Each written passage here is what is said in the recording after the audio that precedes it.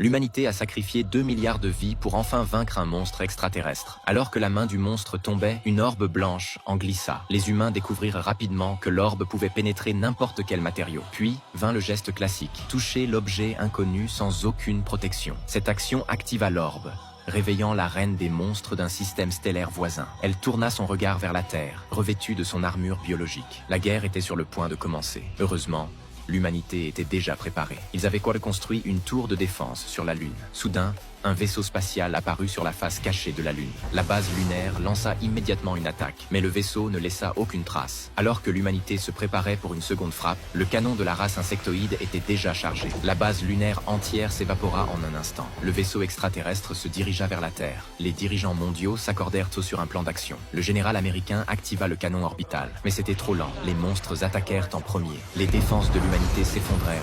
Sous l'immense force gravitationnelle du vaisseau, une ville entière fut rasée et aspirée dans le ciel. Avant même que la reine des monstres ne lance officiellement son assaut, l'humanité avait déjà perdu la moitié de sa population. Le vaisseau déploya lentement son train d'atterrissage et détruisit sans effort la moitié de Washington DC. La taille du vaisseau représentait un quart de celle de la Terre. Dans une tentative désespérée de riposter contre cette race extraterrestre, l'humanité décida de former une alliance avec une autre espèce de monstre.